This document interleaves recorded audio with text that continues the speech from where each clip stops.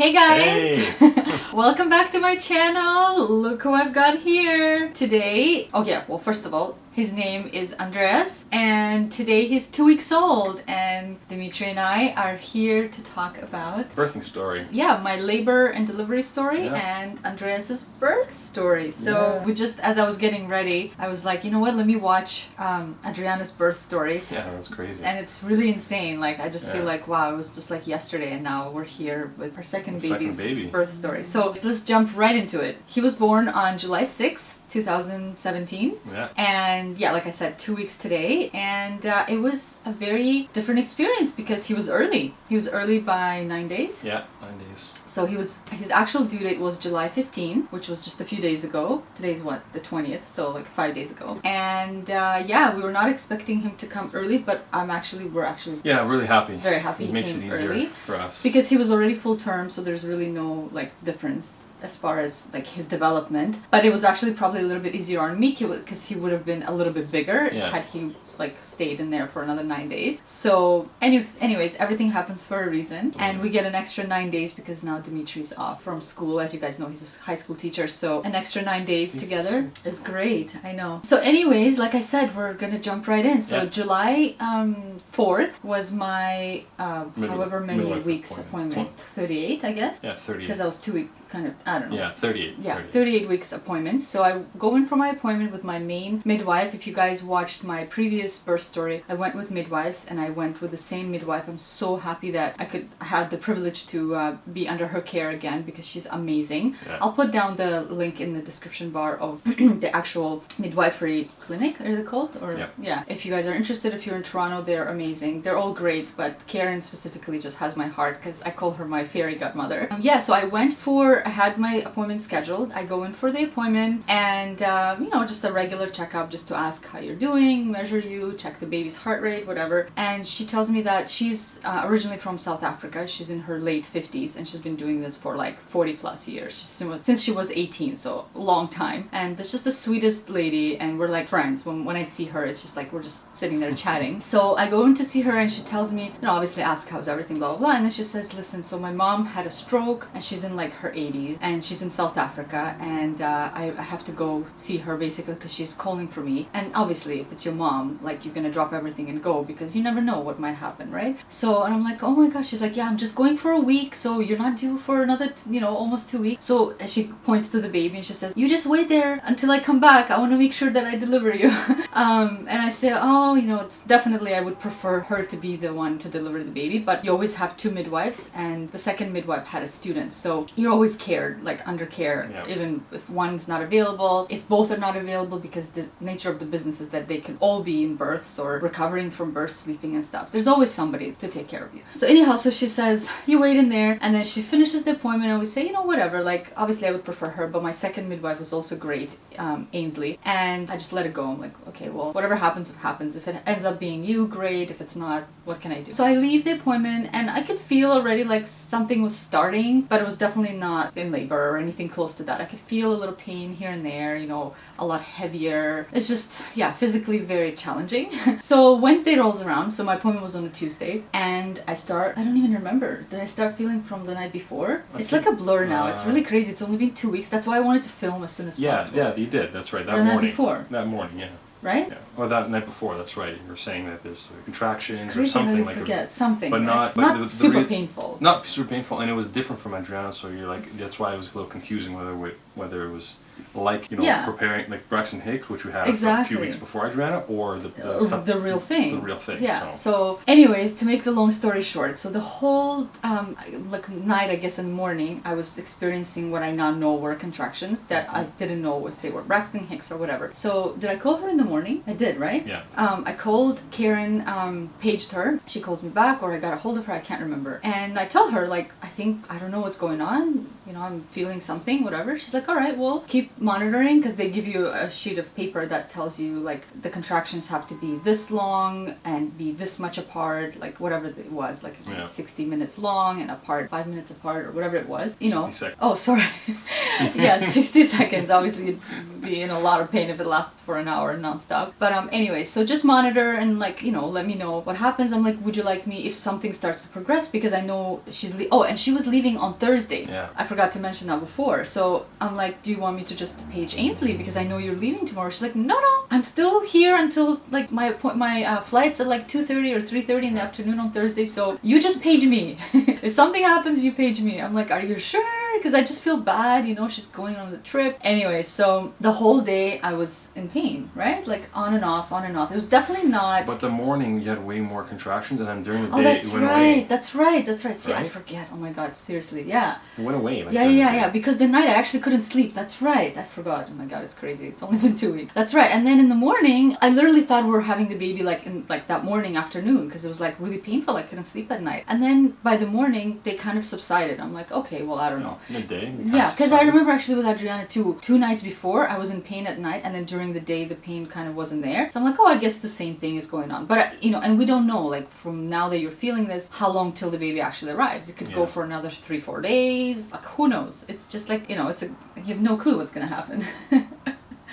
Do you want to say what you were feeling? Because I'm like talking for like 10 minutes. I just, like I said, when she was saying she had those contractions, I didn't know whether they were the labor contractions or the Braxton Hicks. And I just felt like they were Braxton Hicks. And you know, we again in our minds we thought like we're gonna go to the due date. Yeah, sorry. In our minds, we just thought we're gonna go to the due date for sure. So we had another 2 weeks to go, or whatever it was, 10 days.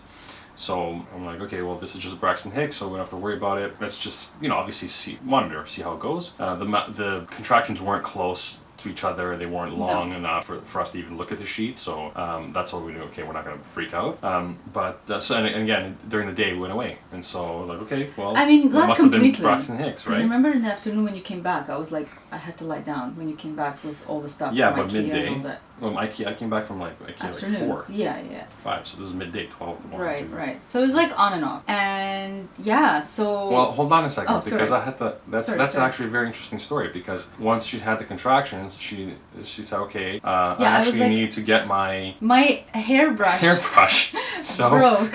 So I had to drive 40 minutes to go get a hairbrush so she could do her hair. It's only a special brand that I get, and it's like really far from like this hair salon. So that's what I did the day of her, you know, contracting. Of her contracting. I was driving and to IKEA to get the city to get something. Yeah, something from IKEA and a hairbrush. So yeah, it was amazing. Yeah, because I'm like, listen, I know that once the baby comes, we're not gonna have time to go at all, and my brush just broke like literally the day before, and I'm like, I can't wash my hair. I need that brush. So funny. It sounds crazy, but it's the reality. Like I need that brush. It cuts my blow drying time in half, especially now I have no time to do anything beauty wise. So anyways, so then in the late afternoon it kind of started up again, where I had to like, once I was feeling the pain, I kind of had to like sit down or lie down because standing was making it worse. So anyways, to now bring it down to like 8 p.m. time. Yeah, we're sort of having dinner. We're basically 8:30 or 9. Like I started to feel them now coming much closer together and much more painful. Yeah. And yeah, we called her. I was just kind of monitoring still because I'm like, I don't know, like, is this still Braxton? I still don't know what's going on. Around 11, I think, 11:30. I think in my mind, when she was, the contractions at night were much stronger, and they were actually making her pause again. Yeah. And it reminded me of the contractions that she was having at the restaurant. And so I was like, oh, this is. I think this is it. So going to the night, I was like, oh, I wish we could just go to sleep and hopefully wake up in the morning and go to the hospital in the morning, so we don't have to like rested. At least we're rested. Because I've already not slept the night before. Yeah, exactly. Because Leyla, I think I slept maybe 3 hours, if that, and myself, maybe 6 or so. So I was like hopefully we can go through the night. So 11 o'clock, we it started it was really, really strong, and Leyla had to like, again, feel like grounding thing, holding on to stuff. Yeah, I had to like stop. So we paged Karen, and we just said, okay, this is what's happening. They're coming stronger, and she just told us, okay, take a hot bath, take a hot bath or shower, and see if it goes away. Because if it's Braxton Hicks, like usually those things will help to release the pain or the discomfort. And as I got upstairs, I'm like, yeah, I don't think so. It's coming really strong and really faster and faster. They were definitely still not what the sheet said, but I could just feel like it's it's progressing really fast. And that's the thing, like first time around, I felt like I had more time because it's first. Things usually take a lot longer. So second, everybody scares you, like it can go from like 0 to 100. And I'm like, oh my god, like the scariest thing would be that like you're home alone and there's no, like he'd be catching the baby. Yeah. Right? So that was like giving me a little anxiety. I'm like, I just want to be at the hospital, or at least Karen come here, like so we're not like alone, you know? Adriana's sleeping at this point. My mom's on call, like she would come over and like watch Adriana when and if we were to go to the hospital. So anyways, in the shower I'm like, yeah, for sure. I just like, I washed my hair and I'm like, yeah, I definitely don't have time to blow dry my hair this time around. So I went up in the bun, and after I got out of the shower we called Karen. We're like, yeah, Karen, it's on. Yeah, she's like, all right, let's go to the hospital. I'll meet you right there. She was actually resting from a previous birth. I felt so bad for her because she's flying out the next day anyways.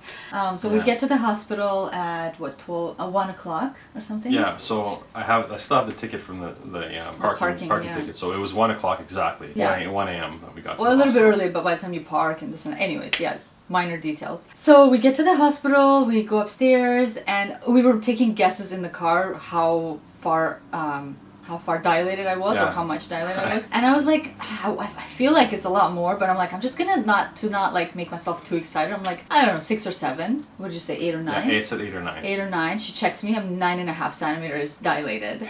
And she was alone at that point, so she like calls the other midwife, and then she's like, is it okay if I call another student? I'm like, yeah, I don't care. More hands, the better, you know. So at that point, basically, she's like, I'm breaking your water. You're delivering the baby in the next hour. And I was just feeling so much, I don't even know what the word is, just anxiety, because I was trying to keep myself from feeling the pain. I wanted to go through the experience and just be on like the other side already.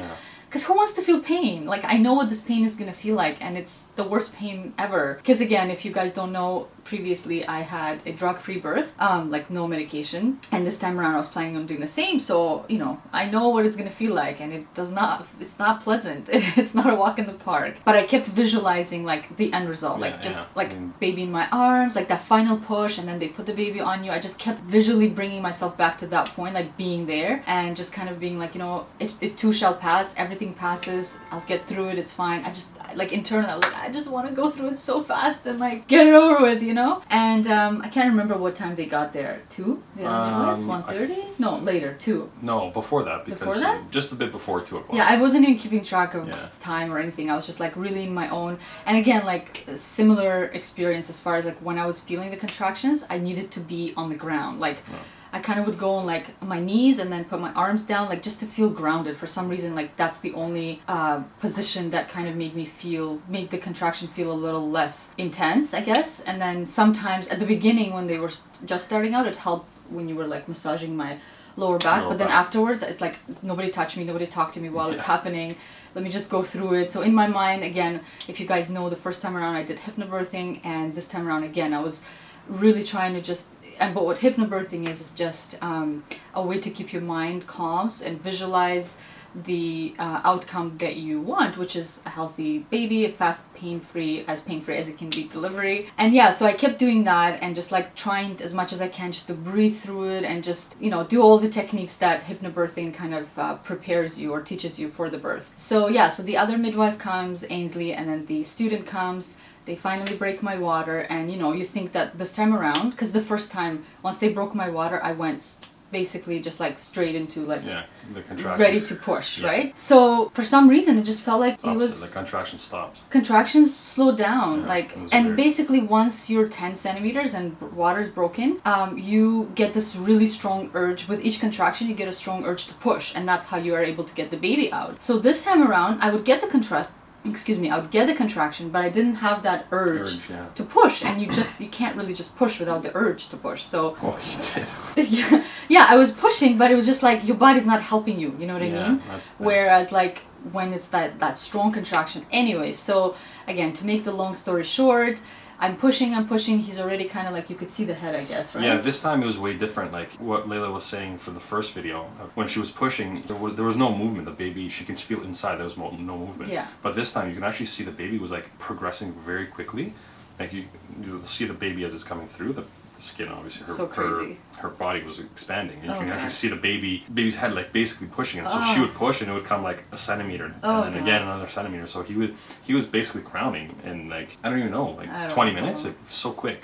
Yeah. So quickly. It was crazy. We could see his hair immediately. And he's got a lot of hair. Yeah, Definitely more hair than Adriana. Absolutely. I don't remember at which point, but I'm like, what's going on, Karen? Like, something's up, right? I could tell, like, something's up. Okay, so the first time around, if you haven't seen the video, Adriana was posterior, which is face up. And normally you cannot deliver if they're face up because they just can't come out that way. Like, face gets stuck in the birth canal or whatever. So in order to be able to deliver naturally, either the doctor puts the hand in there and tries to turn the baby down, face down, and then you can try, which is what happened with Adriana, and finally I was able to deliver. Or in a lot of cases, if they can't, for whatever reason, then you go into emergency C-section. So anyways, she says, I think the baby posterior. I'm like, I could tell. I'm like, just something is up. Like, it just feels like something's going on. Yeah. So this time around, she puts her hand in and checks. Everything's burning. I'm screaming. But this time around, I think I didn't scream as much. No, it wasn't.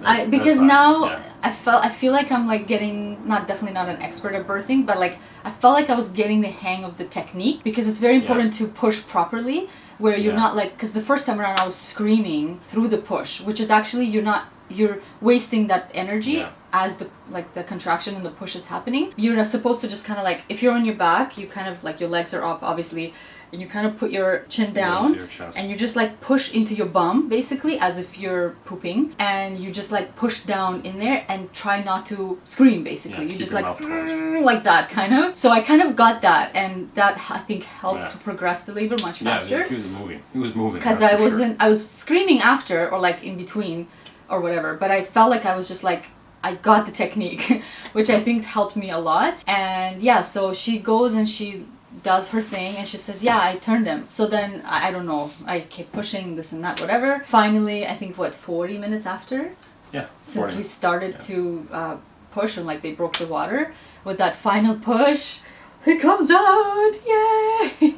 It is the best feeling in the world, for real. Like that release that you feel, and like, oh, it's just crazy. So I'm so grateful. You know, he comes out, they put him on me, you know, we do the delayed cord clamping, because it's better for like all the nutrients that are in the cord to, you know, go to the baby and not like cut it off for as long as you can. And then, you know, he's crying and we're trying to bond, and we have it all on film, and we'll, you know, obviously not the entire thing, but we'll cut out and we'll put a little vlog up after this video goes up, so look out for that. And and then, you know, after everything is said and done, I have to deliver the placenta. But at that point, like, once the baby's out, I don't even care what they're doing there.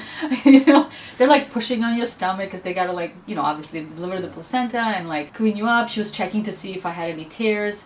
Thankfully I didn't have any tears, because he actually is a bit smaller than Adriana. She was born 8'5", 8 pounds 5.5 ounces. And he was born 11 and a half, like 3.5 kilos basically. And I think that definitely helped to push him out and not have any tears. And probably that's why it was definitely still extremely painful. But I think with her it was like a little bit more painful, because she kind of has a big head. She has a big head. He just like is a bit more lean, where she's just like chunky. Even when she was born, she was just like strong and solid, right? So yeah, that's it. And then I started like bleeding out, I guess. I don't know. Well, not bleeding out, but like you were bleeding, I guess. Bleeding a lot, and they were a little bit of concern, but it just gave it a little extra oxytocin, and then the bleeding stopped. Yeah, but like, so again, I didn't feel anything. When you see the blood coming out, it kind of gushing, so it was a concern for me. But I knew that obviously, again, we had 3 people there. They looked visibly fine, right? You can tell when someone's concerned that their eyes will be more dilated, they'll be more responsive, but they were perfectly fine. They were, you know, finishing paperwork and whatnot, and make sure Leyla was okay. Yeah. It was okay. She eventually then stopped bleeding. Bleeding as I think it was just like whatever needed to come out, just needed to come out, and that's it. Yeah, exactly. But then the craziest part. So, you know, after, you know, I tried to breastfeed him, and then had a little like snack to eat and a little water, and I felt a little bit more ready to, I wanted to take a little shower, like just wash off a bit. So I go and do that, and then I can't remember, why did they give me those medications? And, like, they put something in my bum. This is like too much information, but I can't remember what it was for. What? They put something. No. Yeah, that's why I was shaking. When I don't know, I can't remember what it was for, because I was just like, do whatever you need to do. I can't remember what the medication was for or what it was called. But anyways, I must have been holding him. I was so when I go into the shower, all of a sudden, like, I took the gown off, and I go into these crazy, uncontrollable, like shiver shakes that I couldn't control my body. I was just like literally like shaking like crazy. I can't shake now because I'm holding him, but like it was really scary because like you have no control over your body at that point. Anyways, I got into the bath and, you know, just like hot water helped to bring me back. I was fine. And then I come out and, you know, we like just chat a little bit with Care and this and that. And she's like, you know, you delivered posterior. I'm like, what? Because she kind of, I guess, lied to me. Like she just kind of said everything was fine. But what happened was when she was trying to turn him, she didn't turn him all the way. All the way, yeah. So he was transverse. Transverse, which is like sideways. So he was I guess. He was facing this. Like leg. his profile was towards my leg. So he wasn't fully posterior, which means facing upwards towards the sky. Yeah. He was facing like sideways. Leyla's left leg. Yeah. And I'm like, what? I had no clue, right? Because, you know, I guess it's like the placebo effect. Like she told me everything was fine, and I believed everything was fine, and I pushed him out. Exactly. You know, so. Well, thing again, because when she was pushing, he was progressing so well. Yeah. That. And he was smaller again. She realized that it was perfectly fine, and he was smaller. Exactly. Yeah. That she realized it wasn't going to put that. Leyla in danger, the baby in danger. Yeah, of course. To deliver transverse, of course, not. She would never do anything. No, Yeah, not. of course. So she knew that it wouldn't be a problem. I guess she just didn't want to freak and out, right? Yeah, like, exactly. Yeah, because, and that's it. And then I was like, wow, that's insane. Yeah. And, you know, it took us, I guess, like a day to figure out his name because the names we had in mind just didn't feel right. Yeah. And I was so exhausted at that point. So I'm like, I just need a little bit of sleep, like, to just, like, process what's going on. And then I want to, like, come to it with a new energy. And I don't remember, was it the next morning? I have no clue. I have no concept of time. It's just like... yeah, I guess next morning. Well, we got back at... yeah. We left the hospital just before 5. Yeah, so he was born actually what time? He was born 2:46 a.m. 2:46 a.m. July 6th, Thursday. Yeah. And we left 5? I think like 4:52. I think is like the 5 o'clock. The ticket, but it was just before 5 o'clock. Yeah, so we got home around 6:30, something like 6:30, that. We get some. I had a bite to eat. I think I slept For about 2 hours. Yeah, Because maybe. Adriana woke up around like 8, I think. Yeah. My mom was here, and then I just kind of stayed downstairs with the baby because I didn't want him to like wake her up. At least Demetri could get a couple hours of rest to like get us through the day because obviously. Yeah.